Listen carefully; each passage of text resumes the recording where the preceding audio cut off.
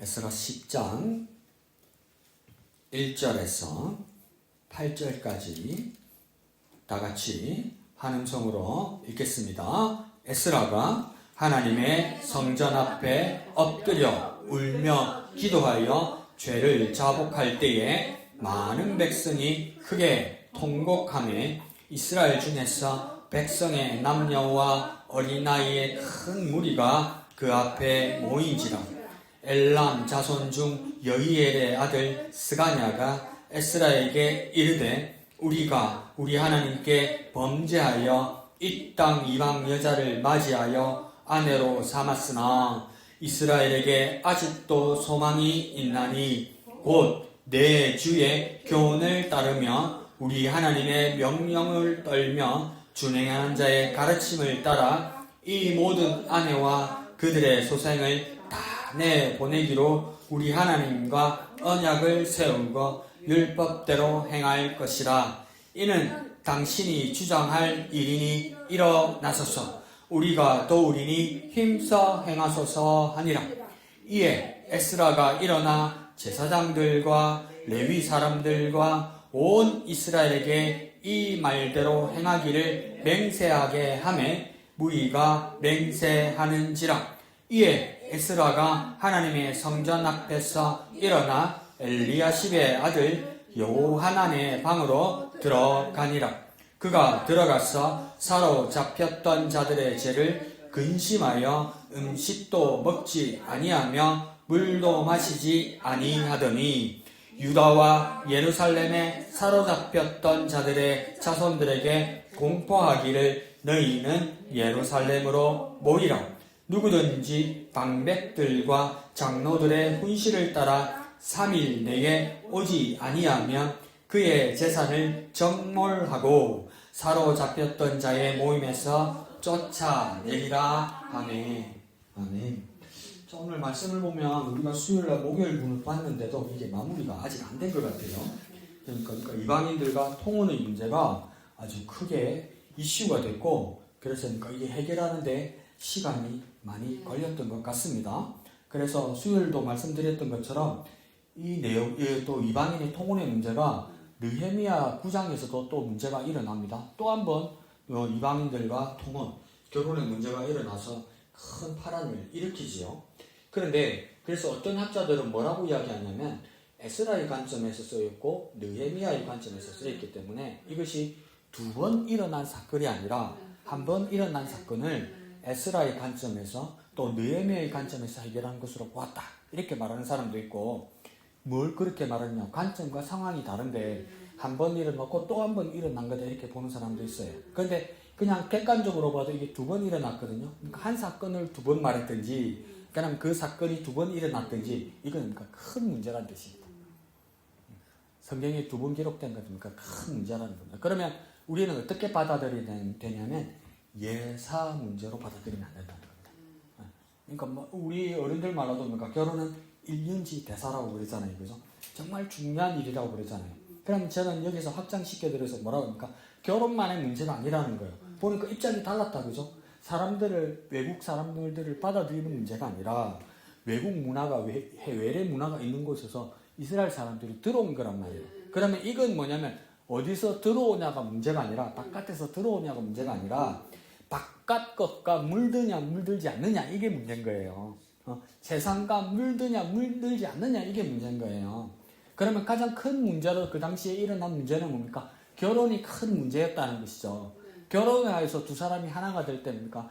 양 집에서 두 남녀가 하나가 될 때 한 가정을 이루면서 이게 다 어떻게 되는 겁니까? 섞이는 거죠. 그럼 우리 생각에는 하나님 반, 세상 반 이렇게 될 것 같지만 하나님은 뭡니까? 반을 받아들이는 것이 아니라 무엇입니까? 거룩한가 거룩하지 아니한가 이걸 받아들이는 거거든요. 그러면 뭡니까? 나는 하나님을 믿고 있고 나는 하나님을 섬긴다고 말할지라도 그 세상 문화와 안 그러면 이방 문화와 같이 있을 때 이게 뭡니까? 더 극단적으로 말씀드리면 용서가 안 된다는 겁니다. 그러면 이제 우리는 더 확장해서 보면 이건 결혼만의 문제가 아니라는 겁니다. 나는 어디에 살고 있냐는 겁니다. 세상에 살고 있죠. 세상에 살고 있죠. 근데 세상에 살고 있으면서 나는 세상과 벗하지 아니하고 하나님 나라의 백성으로 사는가 살지 않는가 이게 내 스스로 점검이 돼야 되는 거예요. 근데 우리는 대부분 어떻게 됩니까? 열심히 살면 세상의 방법으로 열심히 사는 겁니다. 그렇죠? 그러니까 열심히 세상을 살고 이제 교회 와서 또 열심히 예배합니다. 근데 숫자적으로 보십시오. 6대 1이잖아요. 그럼 하나님 그 하루를 기쁘게 받아주시는 것이 어려울 수 있다는 거예요. 그 왜 그렇습니까? 6일 동안 세상에 살아온 부분에 대해서 주를 하나님 앞에 회개하는 거 이건 훌륭한 겁니다. 그죠? 잘하는 거죠. 이것도 회개를 내가 가짜로 한다고 말할 수 없잖아요. 그 사람 속을 모르는데 진심으로 한다 받아주고 받아들이고 근데 문제는 뭡니까? 내일부터 또 세상을 살 거 아니야. 그럼 하나님이 오늘의 예배를 받아줄 수가 없는 거예요. 계속 그러니까 하루를 가운데 두고 세상을 살고 하루를 가운데 두고 또 세상을 살 거 아니에요. 그러면 이거 보면 뭡니까? 하나님의 백성의 삶이 아니라는 거죠. 근데 자기는 자꾸 뭘로 매달립니까? 난 하나님 백성이라고 이야기하는 거예요. 다시 말해볼까요? 난 교인이라고 이야기하는 거죠. 나는 믿는 사람이라고 이야기하는 거죠. 근데 그게 안 된다는 겁니다. 이게. 그럼 다시 말하면요. 나는 세상의 방법에 더 기울어 있는가? 안 그러면 하나님을 절대적으로 의지하고 사는가? 요거 점검돼야 됩니다. 점검. 이거 되면 뭡니까? 섬찟하죠. 내 자신이 섬찟하죠. 순간순간 우리가 판단해내서 하는 거 있잖아요. 그게 다 뭡니까? 하나님 주시는 뜻이나 하나님 말씀이 하나님 영감이 아니죠. 그러니까 다 세상의 방법이죠. 그래서 그걸 체결을 잘 할 때도 있어요. 그래서 막 자기한테 막 감탄합니다. 이야, 굉장하다. 내가 이걸 해결하다니 막 자랑도 해요. 교회 뭐 간증은 안 하면서 막 그런 이야기를 막 잘해요.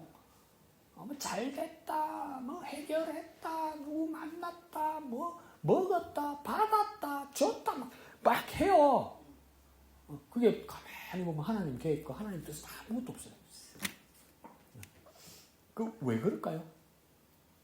첫 번째, 타고나기를 그래요. 사람의 습성이. 두 번째, 억수로 아프게 말해볼까? 그때 안 하니까 그러잖아. 이씨. 오늘 본 말씀이 없으니까 그런 거 아니야. 오늘 말씀을 봤는데도 그러니까 금방 까먹으니까 그런 거 아니야. 그보다 더 중요한 게 많기 때문에 그런 거 아니에요. 그러니까 진짜 하나님의 말씀은 오묘한 게 몇 번 말씀드렸잖아요. 그죠? 특별히 히브리어 같은 경우에는 몇 번 말씀드렸죠. 그 히브리어 전문가 랍비들도 석 달만 안 보면 히브리어 못 읽습니다. 못 읽어지게 구조가 그렇게 되어 있어요. 그러니까 우리가 신학교에서 총 6학기, 8학기 중에 그 한 학기 그거 해가지고 알파벳이나 기억이 나겠습니까? 그냥 하도 깨는 부리니까 어떡합니까? 한글로 성경을 내놔도 쉬우니까 또 안 읽어. 그죠? 그러니까 진짜 율법 교사가 되려는 히브리 사람들은 뭡니까? 매일매일 읽을 때 어떻게 읽어야 되냐면 소리 내서 안 읽으면 기억이 안 납니다. 소리 내서 읽어서 자기 소리를 자기가 듣는 거죠. 그래서 기억이 나는 거죠. 그러니까 적극적으로 읽는 거죠.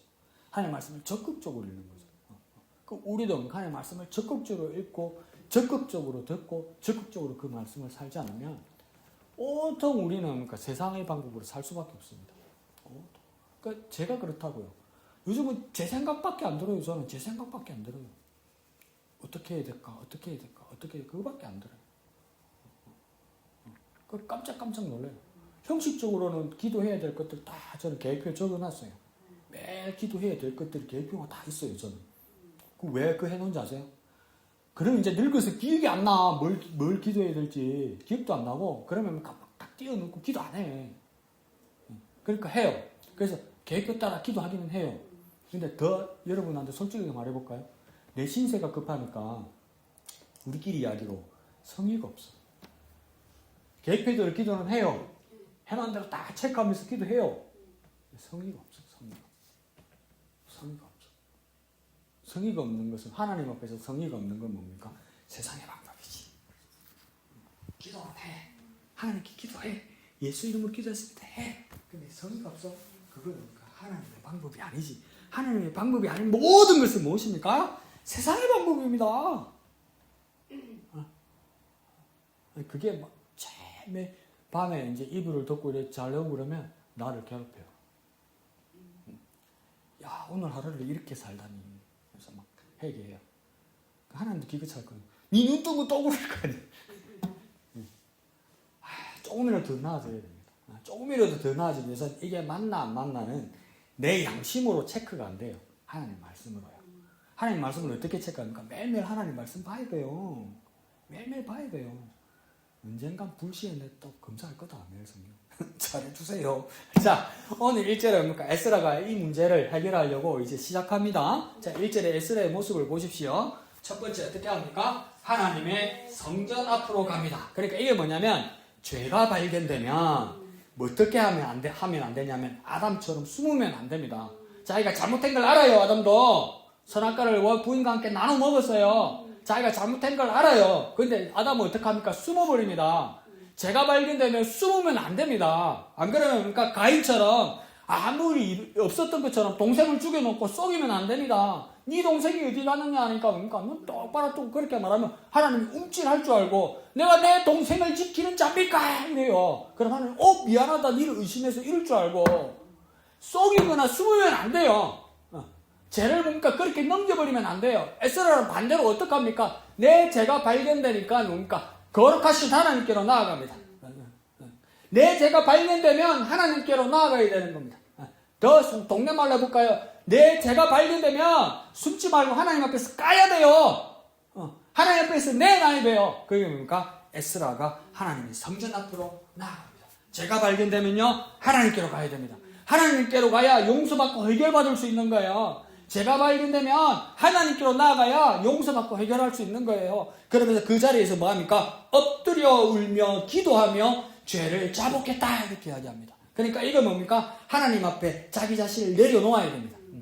숨기지 말고요. 포장하지 말고요. 치장하지 말고요. 막 꾸미지 말고요. 있는 그대로요. 하나님 사는 게 다 그런 거 아닙니까? 쟤도 그렇고 쟤도 그런 식으로 말하지 말고 솔직하게 이야기하라고요. 다 내려놓으라고요. 그러면서 어떡합니까? 엎드려서 기도했다는 겁니까? 완전히 항복했다는 겁니다. 완전히 항복했다는 겁니다. 그 다음 두 번째는요, 울면서 했다고 그러죠. 그러니까 자기 죄에 대해서 울면서 슬퍼할 줄 알아야 됩니다. 내 죄가 얼마나 처참하고 비참하고 심각한 건지를 깨달아서 그러니까 울면서 슬퍼할 수 있어야 돼요. 내 죄에 대해서 슬퍼할 수 있어야 돼요. 근데 우리는 그러니까 너무 영특해서 어떡합니까? 하나님 앞에 기계적으로 고백하면 용서 안 받을 거라고 그냥 용서받을 것부터 먼저 바래요. 아니요! 진짜 회개하는 사람은 내 죄에 대해서 슬퍼할 줄 알아야 돼요. 내가 지은 죄에 대해서 무서워할 줄 알아야 돼요. 내 죄에 대해서 슬퍼하고 심각해 할 줄 알아야 돼요. 그래서 에스라 어떡합니까? 울었다고 이야기해요. 그러면서 어떡합니까? 그 다음 마지막에 기도했다고 해요. 기도한 건 뭡니까? 고백하는 회개가 있어야 됩니다. 하나님께 아뢰는 회개가 있어야 됩니다. 하나님께 아뢰는 회개가 뭡니까?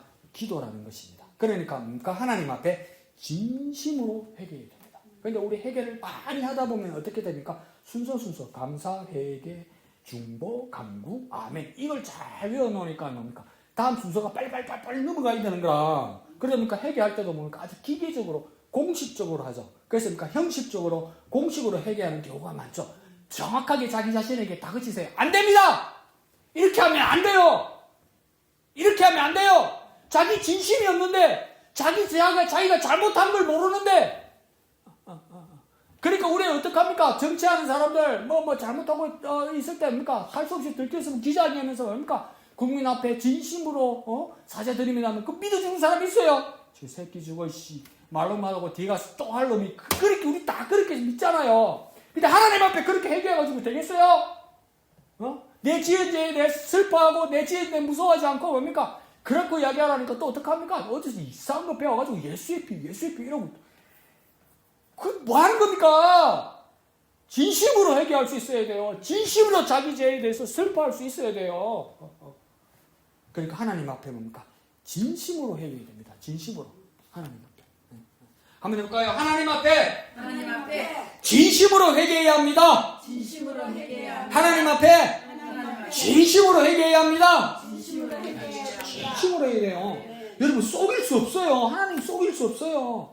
국민들도 알아요. 잘못했다고 그러고 막 기자회견 하면 저거 봐라 저거 국민 앞에 사죄 회개해 놓으라면서 양복 빼입고 다림질하고 저 얼굴에 저거 뭐 발랐다 저거 그랬단 말이오.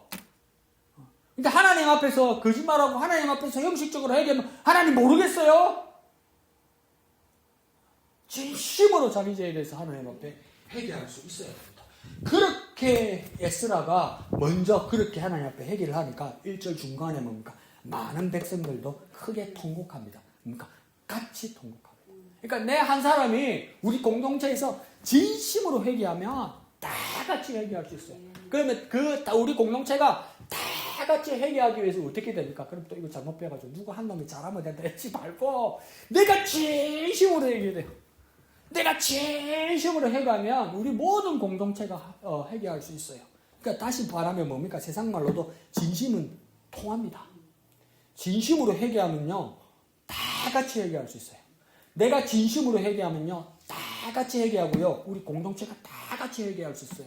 우리 공동체가 다 같이 회개하면요 우리 공동체가 다 하나님께로 돌아가고요 다 변화될 수 있어야 그러니까 누가 회개해야 됩니까? 내가 진심으로 회개해야 돼요. 내가 진심으로 회개해야 돼요. 눈치 보지 말고 내가 하나님 앞에서 진심으로 내가 먼저 회개해야 됩니다. 내가 먼저 회개해야 됩니다. 나는 잘못했는데 이 사람이 잘못한 거 있나 어때? 그런데 자기 죄처럼 회개하잖아요. 내가 먼저 회개해야 됩니다. 그럼 우리 공동체는 변합니다. 한번 해볼까요? 내가 먼저 회개합니다. 내가 먼저 회개합니다. 놀라운 변화가 일어난다고 이야기하는 거예요. 그래서 1절 하반절에 뭡니까? 심지어 남녀를 가리지 않고 누구까지요? 어린아이까지 큰 무리를 이루어서 모입니다. 그러니까 교회는요 모이는 곳인데 그 더 중요한 것은 뭡니까? 침묵보다 더 중요한 것이 무엇입니까? 진정한 공동체. 그 진정한 공동체는요 회개의 공동체. 그 회개의 공동체는요 모두가 변화되는 공동체입니다. 그러니까 회개하는 것은 그냥 엄마나 아버지나 성인이 하는 것이 아니고요 엄마나 아버지가 먼저 회개해서 우리의 자녀들까지도 우리의 어린아이들까지도 다 같이 회개하는 공동체가 되어야 된다는 겁니다. 내가 회개하면 아유 저게 뭔 얘기하겠노? 제가 뭘 알겠노? 뭐 초등학생, 유치원생이 뭘 알겠노? 내가 목 놓아서 하나님 앞에 눈물 넣어서 회개하면요 우리의 자녀들, 우리의 손주들, 우리의 후손들까지 다 같이 회개할 수 있어요. 근데 그걸 의심하면요 역사는 안 일어나요. 저게 뭘 알겠나 싶어서 그러니까 그냥 우리끼리 너는 밖에 나가서 놀고 있어. 돈 주면 나가서 까져 사 먹고 있어. 엄마 기도하고 있어. 요즘 교회에서 다 그렇게 한단 말이야. 주일학교 무슨 소용이 있어요?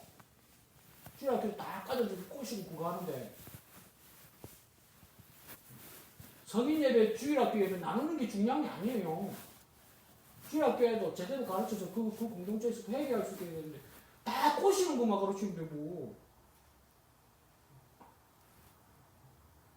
선생님 뭐 주더라 이거 하고 있는데 뭐 받더라 이러고 있는데 무슨 소용이 있어요 그게. 이게 주일학교가 어디 있어요 여기가. 교회 학교가 어디 있어요 여기. 엄마 아빠가 다 같이 회개하니까 그러니까 어린아이들까지도 모여서 다 같이 통곡하고 회개하잖아요. 내가 먼저 회개해야 됩니다. 내가 먼저. 진정한 공동체는 뭡니까? 회개의 공동체고 그것은 뭡니까? 모두가 변화하는 공동체입니다. 한번 해볼까요? 진정한 공동체는 회개하는 공동체다. 변화하는 공동체다. 네, 다 같이 한다. 다 같이. 누구만 하는 게 아니고 다 같이 회개한다. 내가 먼저 진정으로 하나님 앞에 회개하면 다 같이 회개하고서 그러니까 모두가 변화되는 공동체가 된다. 누구까지? 어린아이까지. 큰 무리를 이루어서 이 일이 일어난다는 겁니다. 자, 그래서 2절에 보니까 절망하고 있는 에스라에게 백성의 대표로 스가냐가 에스라에게 말합니다. 그러면서 스가냐가 인정합니다. 뭐랍니까? 이 범죄는 이 땅, 곧 가나안 이방 여자를 아내로 삼은 것이 죄라고 스가냐가 에스라에게 고백합니다. 그런데 앞에 우리 말했던 것처럼 뭐 국제결혼이 무슨 죄입니까? 이건 뭔가 외국에서 사람을 데려온 것도 아니고 현지에 있는 타문화권 사람들인데 오늘날 국제결혼 같은 걸로 보는 것이 아니라 뭡니까? 가까이 있다는 겁니다. 가까이. 하나님을 대적하고 하나님을 반대하는 건 저 멀리 있는 것이 아니고 가까이 있다는 겁니다. 그래서 가까이 있다는 것을 표현하기 위해서 뭡니까? 결혼이라고 이야기한 거예요. 부부라고 이야기한 거예요. 하나님을 대적하고 하나님을 멀리하는 건 가까이 있다는 거예요. 그럼 오늘 우리에게 따지면 뭡니까? 우리에게도 하나님을 대적하고 하나님을 떠날 만한 것은 뭡니까? 가까이 있다는 거예요. 가까이. 저 교회 저 밖에 있는 것이 아니고 교회 가까이 있고요. 더 말해볼까요? 교회 안에 있어요. 그리고 뭡니까? 내 마음속에 있어요. 내 말에 있어요. 내 눈빛에 있단 말이에요. 내 판단이 있단 말이에요. 아주 가까이 있다는 거예요. 하나님을 부정하고 하나님을 믿지 않고 심지어 뭡니까? 하나님의 백성들도 하나님을 버리게 하는 겁니까? 아주 가까이 있다는 것을 표현하기 위해서 뭡니까? 결혼했다 이 말이에요. 결혼. 내가 제일 애착하고 내가 제일 애지중지하는 거, 내가 제일 좋아하는 사람, 내가 제일 친한 사람, 내가 제일 편한 사람, 내가 제일 재밌어 하는 거, 내가 제일 맛있어 하는 거, 이런 것들 있잖아요. 이런 것들이 다 그런 거. 그래서 하나님을 믿지 않는 문화, 하나님을 부정하는 종교, 결혼만이 아니라 가까이 하고 친밀해지는 모든 믿음. 그러니까 다시 말해볼까요? 친밀해지는 위험입니다. 가까워지는 믿음. 위험. 가까워지는 위험. 가까워지는, 발음이 잘 안 되네. 가까워지는 위험. 가장 가까운 위험. 내게 가장 가까이 있는 위험. 심지어 뭡니까? 내 속에 있는 위험. 그러니까 베드로도 뭡니까? 가장 예수님의 수제자인데 한마디 하는 거 뭐 어디서 나옵니까? 지 입에서 나오잖아. 베드로 지 입에서 나오는데 예수님 뭡니까? 사탄아! 그러잖아요. 내 속에 있어요. 내 속에. 그게 결혼으로 표현된 겁니다. 자, 그래서 2절 하반절에 스가냐는 무슨 근거로 이스라엘에게 아직 소망이 있다 이럽니다. 이스라엘에게 아직도 소망이 있습니다. 그렇게 얘기해요. 그럼 우리가 잘못 이해하면 뭐 이 정도는 괜찮단 말인가? 뭐 자기 스스로 하나님을 배신 안 할 자신이 있단 말인가? 내가 자주 말씀드린 것처럼 사랑이 죄는 아니지 않습니까? 이렇게 말하는 것인가? 그런데 3절에 뭐랍니까? 이스라엘 공동체가 이렇게 하기로 결단 있기에 소망이 있는 것이지 이대로가 괜찮다는 뜻이 아닙니다. 다 괜찮다, 다 괜찮다, 니도 그러고 나도 그러고 다 그러는 거니까 괜찮다 넘어가자 이 뜻으로 스가냐가 말한 것이 아니라는 뜻입니다. 뭡니까? 우리 모든 공동체가 결단하기로 했다. 끌어내기로 했다. 하나님을 붙들기로 했다. 이래서 소망이 있다는 겁니다. 그냥 아직 여지가 있으니까 한가닥에 희망이 있다는 이런 말이 아니라 결단해야 소망이 있다는 겁니다. 결단해야 소망이 있다는 거예요. 다시 말해볼까요? 이대로는 안 된다는 겁니다. 이대로는 안 되는 거예요. 그대로는 안 되는 거예요. 결단해야 소망이 있는 거예요. 결단해야. 그냥 가자. 그대로 가자. 이때까지 왔는데 몇십 년 왔는데 뭐 이제 와서 뭐 별스럽게 아니요. 그대로는 안 돼요. 이대로는 안 돼요. 결단해야 소망이 있는 거예요. 바꿔야 소망이 있는 거예요. 이대로 우리 인생이 살았으면 다 멸망하고 다 구원 못 받고 다 지옥 가는 거예요. 근데 하나님의 아들이 결단해서 이 세상에 와서 그 죄악을 자신의 죽음으로 끊어버렸기 때문에 우리가 구원받은 거 아니에요. 이대로 했으면 우리 다 죽었어요. 이대로 했으면 우리 구원 못 받았어요. 이대로면 원래 우리는 마귀의 자녀인 거예요. 그다음에 주님께서 결단하셔서 다 끊어버렸단 말이에요.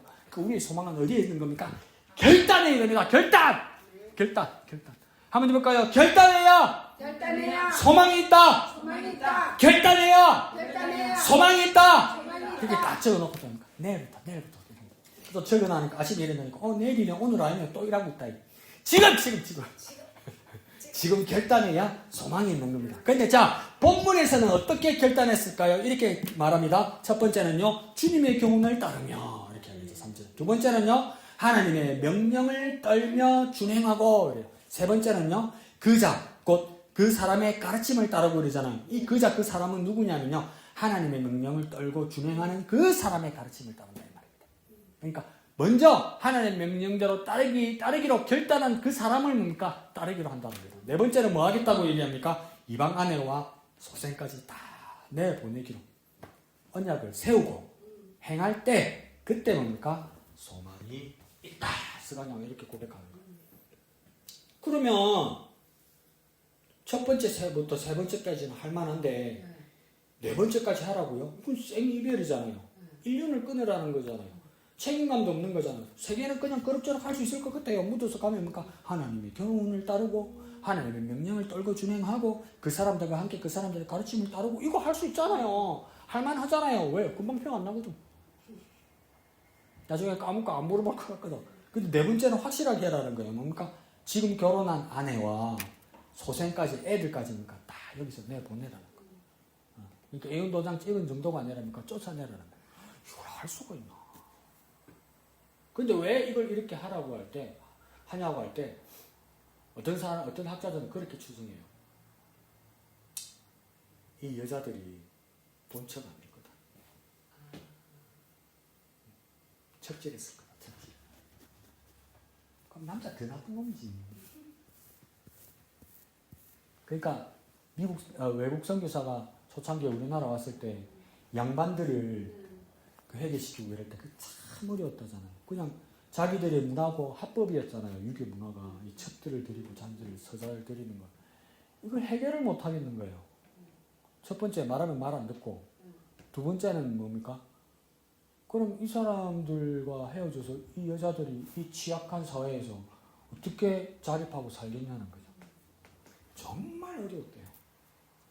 어떻게 해결은 했다는데 정말 어렵고, 여기서도 그런 문제가 아닐까. 그러면 우리 여러분 퀴즈할 때 쓰면 되죠. 남자 새끼들이 나쁜 놈들이네. 나쁜 놈들이지. 근데 그때 문화가 그랬다는 거예요. 그래서 사회를 엄청 복잡하게 만드는 거죠. 엄청. 그러니까 그때 우리나라 조선 후기에 선교사들이 왔을 때도 뭡니까? 그런 문화가 복음을 받아들이기 엄청 곤란하게 만드는 거예요. 양반들의 문화가, 부자들의 문화가. 그러지 않았을까요? 그래도 뭡니까? 생이별이죠. 그렇게 인륜을 끊으라는 겁니다. 그러니까 이렇게 만약에 시키는 대로 아내와 소생까지 다 내보내면 이 고통이, 심적 부담이, 죄책감이 무척 클 겁니다. 그죠? 만약에 단호하게 끊어서 내보낸다면 우리는 뒤돌아서서 보니까 믿음이 있어도 뭐라고 했습니까? 저거 나쁜 놈이네. 매정한 놈이네. 이렇게 될 거 아니에요. 그러면 여러분 어떻게 해야 될까요? 어떻게 해야 될 것보다 여기서 더 중요한 건 뭡니까? 그만큼 이 죄가 심각하다는 것을 깨달아야 된다는 겁니다. 이거요 진짜 해결하기 어려울 만큼 심각한 죄라는 겁니다. 이거 정말 괴로울 정도로 심각한 죄라는 겁니다. 괜찮다고 그냥 뭉개면 나아지는 게 아니라는 겁니다. 크게 한번 나누어 볼까요? 하나님 말씀에 순종하는 것과 그냥 세상의 정으로 살아가는 것, 이게 대치라는 겁니다. 하나님 말씀대로 살아갈 것인가, 세상의 정으로 살아갈 것인가, 그 기로에 섰다는 겁니다. 이거 같이 갈 수 없다는 겁니다.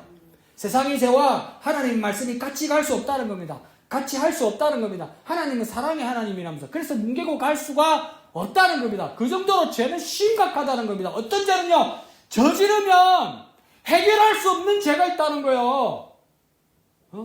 함부로 내몰리고, 함부로 내깔리고, 함부로 행동하지 말란 말이에요. 책임도 못 지면서 함부로 말하고, 생각도 없이 함부로 저지르지 말란 말이에요. 내 기분대로 하지 말란 말이에요.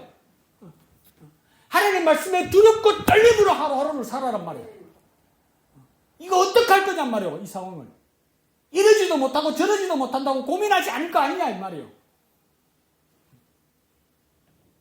그러면서 4절에는 스가냐가 놀랍고도 기가 막힌 말을 합니다. 이는 당신이 주장할 일이니, 당신 에스라가 주장할 일이니, 이 문제는 에스라 당신의 권한입니다. 이렇게 말합니다. 당신 에스라가 결정하면 나와 백성들은 그 권위에 따를 것입니다. 이래요. 정말 힘들고 어렵지만 에스라 당신이 하나님으로부터 받은 것이면 따를 거라고 이야기하는 거예요. 하나님께 따르는 건 뭔가 힘들고 어렵다는 겁니다. 그래도 해야 된다는 겁니다. 좋고 재밌는 것만 하는 게 아니라는 겁니다. 신앙생활은요, 좋고 재밌는 것만 하는 게 아니라는 겁니다. 해야 되는 걸 하는 거예요. 더 어렵게 말해볼까요? 어렵고 힘들어도 맞으면 해야 되는 거예요. 근데 뭔가 재미없어서 못하겠다. 어려워서 안 하겠다. 이건 내 행편이 안 돼서 못하겠다. 그래서 미룬단 말이에요. 안 한단 말이에요. 부정한단 말이에요. 그러면 안 된다는 거예요. 어렵고 힘들어도 해야 되는 거예요. 어렵고 힘들어도 해야 되는 게 하나님 뜻이라는 거예요. 어렵고 힘드는데도 하나님 뜻이라면 해내야 되는 거예요. 해내야 돼요, 여러분. 재미없다, 할 수 없다 하지 말고 해내야 되는 거예요. 나는 할 수 없는 것이라고 하지 말고요. 해내야 되는 거예요. 우리의 믿음은요, 해내야 되는 거예요. 그냥 기분 좋을 때 한 번씩 해보는 게 아니고요. 믿음은 해보는 게 아니고요. 하기 싫으면 하지 않는 게 아니고요. 해내야 돼요. 쉽게 말할까요? 만들어내야 돼. 한번 해볼까요? 해내야 된다. 해내야 된다. 힘들어도 해내야 된다. 그게 뭡니까? 하나님의 뜻을 세우는 겁니다. 그러면서 스가냐가 말합니까? 우리가 도우리니 이래죠. 이 말은 뭡니까? 우리가 당신 에스라의 편이 되겠습니다. 이라는 거예요. 함께 하겠습니다. 동참하겠습니다. 말씀하시고 명령하시면 우리가 먼저 순종하고 실천하겠습니다. 라는 거예요. 그러면서 또 뭐라 합니까? 일어나소서 힘써 행하소서. 이래요. 강한 의지와 결단을 우리에게 보여주십시오. 리더십을 우리에게 보여주십시오. 그러면 우리는 따르겠습니다. 라는 거예요. 그러니까 우리의 믿음이 어떻게 됩니까? 리더가 앞장서서 명령하면 우리는 따르겠습니다. 주의 종이 주님의 뜻으로 선언하면 우리는 순종하겠습니다. 이 결단이 있어야 돼요. 이해가 가지 않고 하기 싫어도 뭡니까? 이게 하나님의 뜻이란 것만 감지되면, 하나님의 뜻이란 것만 느껴지면, 하나님의 뜻이란 것만 깨달아지면 뭡니까? 따라야 됩니다. 순종해야 됩니다. 내 심정적으로는 내 형편은 어렵고 힘들어도 뭡니까? 이게 하나님의 뜻이면, 그러면 더 쉽게 말해볼까요? 내 마음이 아니라 하나님의 뜻이면 따르겠습니다. 이 결단이 일어나야 되는 거예요. 내 마음이 아니라 하나님의 뜻이면 따르겠습니다. 순종하겠습니다. 한번 해볼까요? 내 마음이 아니라 하나님 뜻이면 따르겠습니다. 순종하겠습니다. 중요한 건 내 마음이 아니에요, 여러분. 중요한 건 내 마음이에요. 네 마음대로 해라 해가지고 해라 그러면 뭐 한 게 있습니까? 이루어진 게 있습니까? 없어요. 하나님의 위대한 일은 내 마음으로 할 수가 없어요.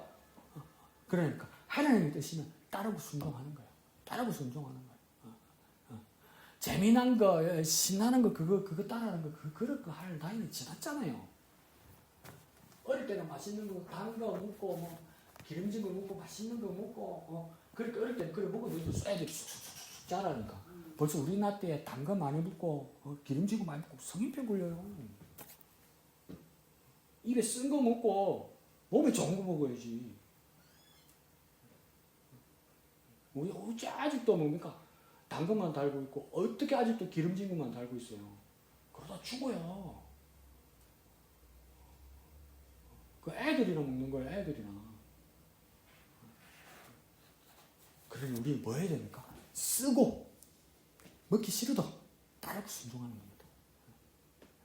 달달한 약이 있습니까? 달달한 약. 병원에 달달한 약이 있습니까? 없잖아요. 또 얘기한다지 말았지. 자, 5절에 보니까 에스라는 뭡니까? 제사장, 레위, 온 이스라엘에게 맹세를 받습니다. 무슨 맹세를 받습니까? 구체적으로 이방 여인과 아이들을 내보내는 것입니다. 제가 얼마나 심각한지 알겠죠? 아프도록 무섭고 고통스러운 겁니다. 지은 죄가 이런 효과를 나타내는 겁니다. 아프도록 무섭고 고통스러운 겁니다. 그러니까 이 말씀이 이제 이해가는 거예요. 예수님께서 가늠한 여인에게 뭐라고 나중에 내보내면서 뭐라고 합니까? 다시는 죄를 짓지 말라 이렇게 얘기했어요. 그러니까 우리는 어떻게 생각하십니까? 용서하시는 예수님, 봐주시는 예수님 이것도 맞지만 예수님께서 왜 다시는 죄를 짓지 말라고 그랬을까요? 죄를 지어서 또 고통받지 말라 이 말이에요. 또 죄를 지어서 다시 고통받지 말란 말이에요. 죄는 고통스러운 거라는 거예요. 죄는 고통스러운 거라는 거예요. 용서 안 받았다 해서 그러니까 좋아지고 달달하고 금방 그렇게 되는 게 아니라는 거예요. 회복은 되겠지만 또 죄를 지으면 또다시 고통스러울 거라는 거예요. 그러니까 예수님 뭐라 합니까? 다시는 죄 짓지 말라고 이야기하는 거예요. 그걸 뼈저리게 느끼기 위해 지금 어떻게 되는 겁니까? 아내들과 소생들을 내보내게 하는 겁니다. 이거 고통스러운 겁니다. 쏙 시원하고 그런 거 아닙니다, 이거. 그래서 6절에 에스라는 다시 하나님의 성전으로 들어갑니다. 그리고 뭡니까? 여호와 하나님의 방이라는 곳에 들어가서 어떻게 합니까? 금식 기도로 간절한 기도를 드립니다. 그러면서 6절 중반절에는 뭐라 합니까? 누구를 위해서 기도했다고 합니까? 사로잡혔던 자들 이래서. 근데 6절에 말을 좀 어렵게 써놨는데 여호와 하나님의 방으로 들어가서 뭡니까? 그가 들어가서 사로잡혔던 자들의 죄를 근심하여 음식도 먹지 않고 이러잖아요. 그러니까 사로잡혔던 자들이라는 이 말은 뭐냐면 더 쉽게 말하면 포로되었던 자들 말입니다. 이전에 포로되었던 자들. 그럼 다시 해석하면 어떤 말입니까? 70년 동안 바벨론에서 포로로 있다가 지금 유대로 돌아온 자유한 사람들 이 말입니다. 포로였다가 자유한 사람들. 그런데 왜 사로잡혔던 자라고 여전히 씁니까? 포로, 곧 바벨론의 포로에서는 자유함 됐는데 지금 또 사로잡힌 자, 또 포로가 되었더라. 어떻게 해요? 죄에 사로잡혀 있더라 이 말입니다. 죄에 사로잡혀 있더라는 겁니다. 그러니까 바사와 바벨론에서는 포로는 해방되었는데 또다시 가나안에서 이방 종교의 노예가 되어 사로잡혀 있더라는 겁니다. 그러니까 딱한 일이라는 거예요. 그걸 뭡니까? 에스라가 그를 위해서 기도하겠다는 겁니다. 자기 죄처럼 기도하겠다는 겁니다. 그럼 하나님 용서해 주세요. 용서해 주시면 하고요. 뭐 내일 아니니까 그러면 안 되면 할 수 없고 이게 아니고 뭡니까? 간절히 매달리기 위해서입니까? 자기 일처럼 금식하더라는 겁니다. 자기 죄가 아닌데 금식하더라는 겁니다. 금식한다는 말은 뭡니까? 간절히 기도하더라는 것이죠. 우리가요, 예수 이름으로 죄에서 해방시켜 놓으니까 또 마귀 찾아가서 노예질 하더라 이 말이죠. 나 해방됐다, 나 제어되었다 해서 또 그대로 하더라는 거예요. 하나님 주신 것으로 뭡니까? 하나님 주신 것으로 세상질 하더라는 거죠. 그들을 위해서 에스라가 기도했다는 거죠. 그러면 이 죄를 지은 백성들을 위해서 에스라는 뭐 했다고 합니까? 근심하고 음식도 먹지 아니하고 물도 마시지 않으면서 기도했단 말입니다. 한 끼 두 끼만 굶어도 그죠? 몸만 축내는 게 아니고 마음이 막 나빠지죠. 마음. 얼마나 분했는지 난데없는 전화가 왔더라고. 송집사가 전화가 와가지고 지훈이 보러 천안에 갔는데 그래 엄마하고 밥 먹자 이랬더니 새끼가 가가지고 점심 때였는데 애가 안 오고 2시가 되니까 안 오고 4시가 되니까 5시까지 온다는데 안 오고 7시 반까지 오는데 안 오고 8시 넘어서 엄마는 그러니까 새끼를 쫄쫄 굽고 나니까 그리움이 아니고 개심해 죽겠더라고요. 엄마는 밥 먹지 왜? 그러니까 기다린다고 그러다 보니까 새떼를 다 이렇게 걸렸다는 거죠. 그러니까 뭡니까? 여기서도 어떤 겁니까? 에스라가 금식했다는 건 뭡니까? 그렇게까지 뭡니까? 다 끊어버렸다. 그러니까 우리 같으면 뭡니까? 뭐한다고 그럽니까? 자기가 지금 죄도 없는데 에스라가 그죠? 자기 지금 죄도 없는데 뭐 이렇게까지요? 굶으면서 이렇게 해야 됩니까? 자기를 갖다는 거죠. 그러니까 뭐 누가 약속한 사람 식사 약속이 뭐 취소되면 내가 알아서 먹으면 되지. 나는 또 미련 뭐또 라면 하나 끓여 먹던가. 근데 그게 안 되는데 그게 기대가 크니까 그러니까 개심하더라 이렇게 말을 하더라고요. 근데 여기서도 보세요. 에스라는 이게 자기 죄를 이렇게 모든 것을 끊어버리고 하나님 앞에 기도하더라는 겁니다. 내 기도 제목이라더라. 그러니까 내 기도 제목이 아니라 다른 사람들의 기도를 위해서 내가 식음을 전폐한다고요? 내 앞에 문제가 아니고 다른 사람의 문제를 위해서 내가 곡기를 끊는다고요? 그리고 기도한다고요? 그럼 이건 놀라운 기도죠.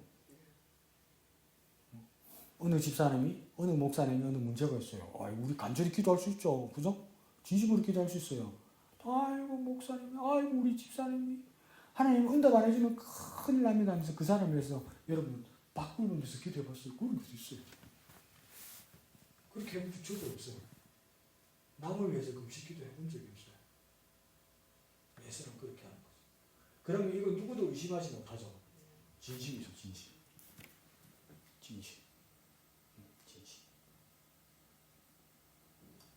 에스라가 그렇게까지 한 겁니다. 그런데 한번 또 이상한 일이 있어요. 예수님이 겟세마네 동산에서 땀이 핏방울처럼 흘러내리는 그 기도를 했다는 거죠. 그래서 예수님께서 제자들 3명을 데리고 올라가서 그렇게 제자들에게 그렇게 얘기했어요. 예수님이 분명히 말씀하셨어요. 뭐라고 이야기했냐면 예수님이 이렇게 부정적으로 말씀하신 적이 없는데 이렇게 부정적으로 얘기해요. 우리도 그렇게 배우지 않습니까? 죽겠다 말하면 나한테 죽는다고 그러잖아요. 근데 예수님이 뭐라 했냐면 분명히 제자들한테 이렇게 말해요. 내가 죽기까지 고민하게 되었다. 나를 위해 기도해라. 그래서 예수님이 뭐랍니까? 내가 죽기까지 고민하게 되었다. 그럼 이거 심각한 상황이라는 거 아니에요. 예수님이. 정말 심각한 상황이라는 거 아니에요. 아무도 말귀를 못 알아들어. 그래서 가서 보니까 또 디비자.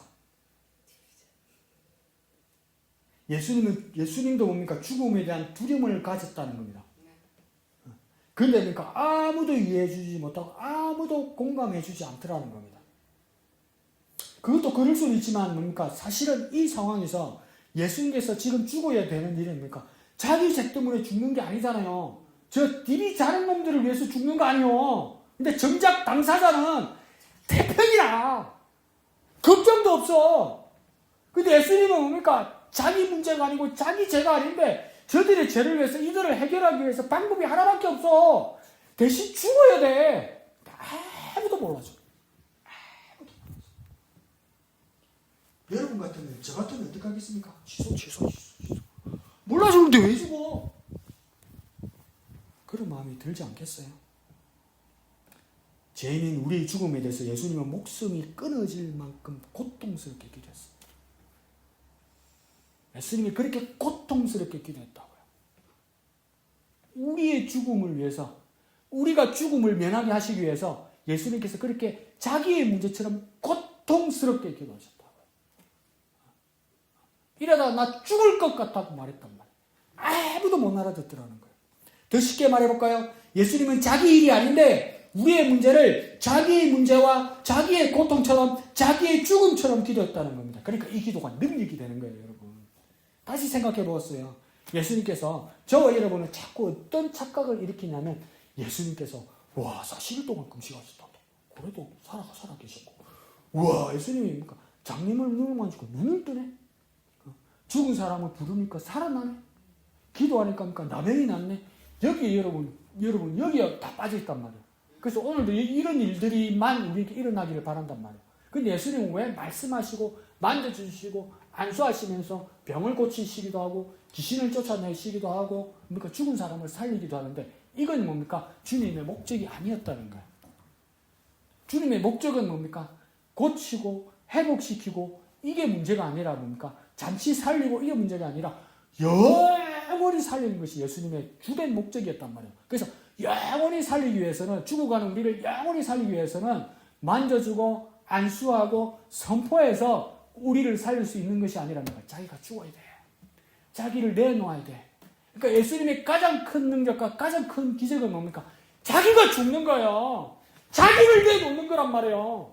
자기를 내놓기 위해서 안수도 하셨고 자기를 내놓기 위해서 뭡니까? 귀신도 쫓아보셨고 자기를 온전히 다 내어놓고 죽기 위해서 뭡니까? 잠시 사람을 살려보게 됐단 말이에요. 근데 주님의 목적은 그게 아니에요, 여러분. 근데 저와 여러분 다 어디에 관심이 있습니까? 그게 관심 있어.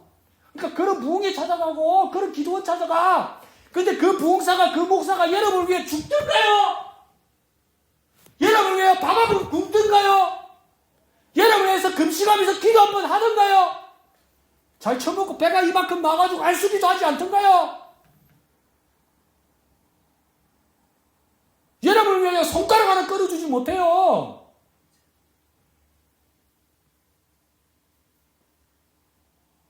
근데 예수님은 무엇입니까? 죽으러 오셨다는 거예요. 자기 자신을 내어놓으러 오셨다는 거예요. 그러니까 예수님의 피땀 눈물의 기도는 뭡니까? 우리를 위한 목숨을 건 기도였다는 거예요. 목숨을 건 기도예요. 왜 능력이 나타나지 않겠습니까? 에스라가 그러니까 식음을 전폐하면서 자기 죄처럼 자기 문제처럼 기도하니까 용서함을 받는 것처럼 백성들이 용서함 받는 것처럼 예수님입니까? 자기 목숨을 내어놓고 자기 목숨을 내어놓는데 어떻게 죄인들이 생명을 얻지 않겠습니까? 이게 능력이라는 것이죠. 그래서 마지막으로 7절에 에스라가 뭐랍니까? 모두 예루살렘으로 모이라. 그러면서 뭡니까? 8절에 3일 내에 오지 아니하면 제산을 정몰하고 이러잖아요. 정몰을 더 쉬운 말로 합니까? 몰수한다 이겁니다. 몰수. 근데 이게 정몰한다, 몰수한다 이 말씀이 어떤 뜻으로 원어에는 쓰냐면 헤렘 쓰습니다. 이 헤렘이 뭐냐면 어디에 쓰는 거냐면 저 적들을 그러니까 또 이런 생각난다. 그 적들을 그거 할 때 진멸할 때 뭐 재산도 가족도 사람도 하나도 아끼지 말고 진멸하라고 할 때 남기지 말고 진멸하라고 할 때 뭡니까? 이게 헤렘이라고 씁니다. 그러니까 이게 정몰, 몰수, 진멸 다 같은 말입니다. 그러니까 이게 다 뭐입니까? 만약에 3일 내에 오지 않으면 뭡니까? 그 사람들은 뭡니까? 대적과 같다는 것이죠. 진멸되어야 되는 것과 똑같다는 거죠. 사라져야 하는 사람들과 똑같다는 것이죠. 그러다 뭡니까? 그 모임에서 쫓아내리라 이러잖아요. 이거 뭡니까? 이스라엘 공동체에서 쫓아낸다는 겁니다. 그러니까 뭡니까? 우리 요즘으로 따지면 교회 공동체에서 쫓아낸다는 겁니다. 초대교회 아니요. 중세교회 아니요. 근대교회 아니요. 20세기 초반 교회만 해도요. 이거 시리가 엄청 강했어요. 그래서 어떡합니까? 그 목사님이 어떤 잘못에 대해서 목사님이 경고해요. 그 말 안 들어요. 그러면 장로와 같은 이 의회, 안 그러면 우리 교회 같으면 뭐 사무처리회 이런 데서 안 그러면 운영위원회 이런 데서 뭡니까? 결정을 해요. 그래서 또 한 번 경고해요. 교회 이름을 안 들어요. 그럼 어떻게 해야 되는 줄 아세요? 원래는 20세기면 출교시켜요.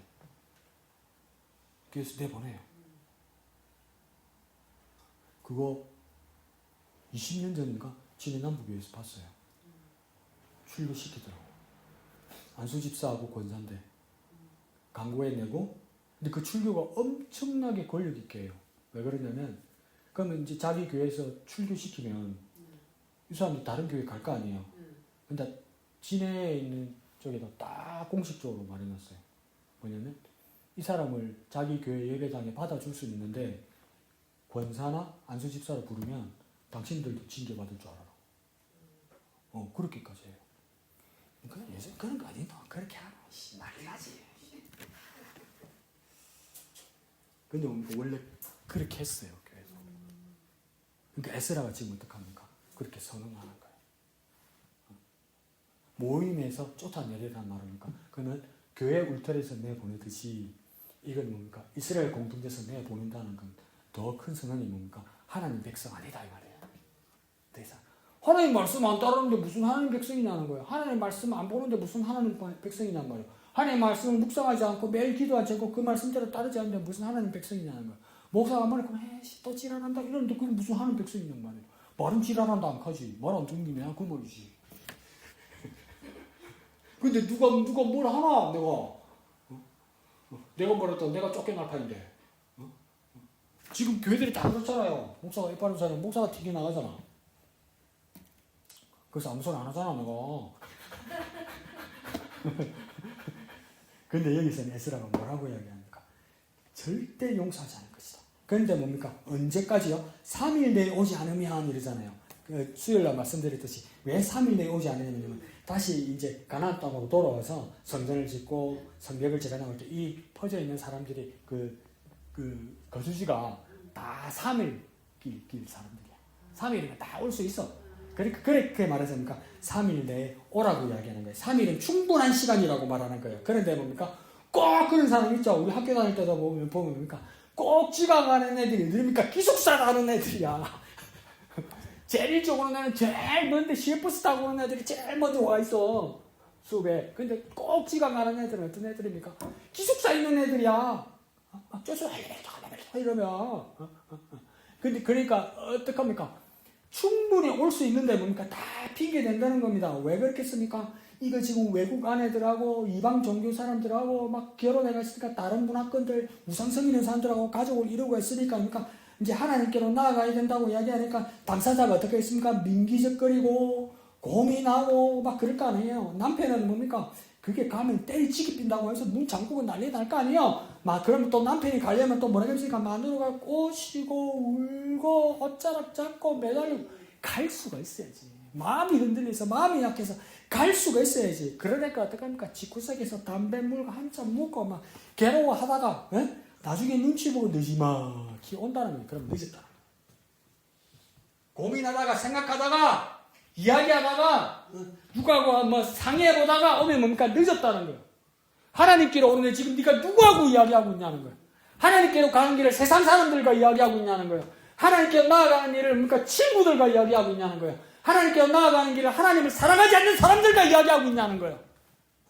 하나님께 나아가는 길을 가족과 상의했다고 이야기하며 니는 하나님보다 네 가족이 더 중요하냐 이 말이에요. 하나님보다 네 가족이 더 가깝냐는 거예요. 그런 사람들은 뭡니까? 이미 늦었다고 이야기하는 거예요. 심판받는다고 이야기하는 거예요. 하나님의 일은요, 다른 사람하고 상의하는 거 아닙니다. 하나님께 순종하는 겁니다. 내가 아멘하고 순종하는 겁니다. 무섭지만 고민하는 것도 뭡니까? 늦게 만듭니다. 왜 고민합니까? 하기 싫어서. 하기 싫어서. 이 준비하면서 무시했죠. 나도 고민 많이 하거든요. 어떨 때 밤에 잠도 못 자거든요. 결국은 하나님 이끌어 가세요. 그렇게 보면 고민하는 이 많은 것들이 무엇이었는가 생각할 때 하나님하고 상관없는 이야기들, 하나님하고 상관없는 방법들이 다 제가 그렇더라고요. 제가.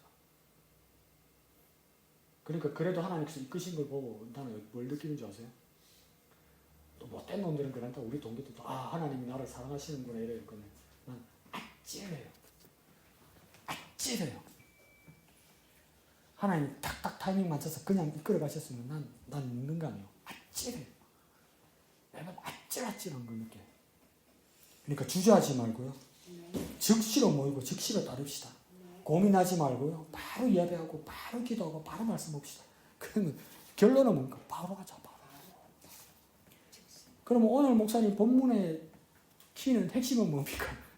바로. 바로 하자. 뭐라고요? 바로 하자. 한번 해볼까요? 바로 하자. 바로 하자. 바로 하자. 바로 하면 됩니다. 바로 하자. 그럼 야 잘했네 싶을 겁니다. 골이 했을 때 바로 있는 뭉쳐 다쳐보세요. 오 아이고 잘했네 싶을 거 아니에요. 바로 합시다. 바로 따내는 저와 여러분 되시기를 부탁드립니다. 이 시간 기도할게요. 주여 우리가 민기적거리거나 고민하거나 늦지 말고 주저하지 말고 즉시로 바로 따르고 순종하게 하여 주옵소서. 바로 예배하고 바로 기도하고 바로 말씀 보고 바로 순종하게 하여 주시옵소서. 이 시간 주님에는 크게 한번 부르고 다 같이 기도하겠습니다. 주여 주저하지 말고 주여 고민하지 말고 즉시로 바로 따르게 하여 주옵소서. 바로 따르게 하여 주옵소서. 고민하지 말고 바로 예배하고 바로 기도하고 바로 말씀 보고 바로 따르게 하여 주옵소서. 즉시로 고민하지 말고 따르게 하여 주시옵소서. 주님의 거룩하신 뜻이 즉시로 순종하는 우리에게 크신 은혜로 역사하여 주시옵소서. 역사하여 주옵소서. 거룩하신 아버지 하나님 은혜를 감사합니다. 우리의 자신의 삶을 따라보면 언제나 흔들립니다. 언제나 고민합니다. 여기저기 많은 것들을 재어보기도 합니다. 주님 우리의 모습이 그러하건대 주님 우리에게 찾아오셔서 성령으로 역사하셔서 우리를 온전히 이끌어 주시옵소서. 주저하지 말고 즉시로 모이고 즉시로 순종하고 즉시로 따르게 하여 주옵소서. 고민하지 말고 바로 예배하고 바로 기도하고 바로 말씀 보게 하여 주옵소서. 그렇게 귀한 하나님의 자녀의 삶으로 날마다 변화시켜 주시옵소서. 연약한 우리에게 강력한 능력으로 역사하여 주시옵소서. 모든 것을 감사드리며 거룩하신 예수님의 이름으로 기도합니다. 아멘. 하늘에 계신 우리 아버지의 이름을 거룩하게 하시며 아버지의 나라가 오게 하시며 아버지의 뜻이 하늘에서와 같이 땅에서도 이루어지게 하소서. 오늘 우리에게 일용할 양식을 주시고 우리가 우리에게 잘못한 사람을 용서하여 준 것 같이 우리 죄를 용서하여 주시고 우리를 시험에 빠지지 않게 하시고 악에서 구하소서. 나라와 권능과 영광이 영원히 아버지의 것입니다. 아멘.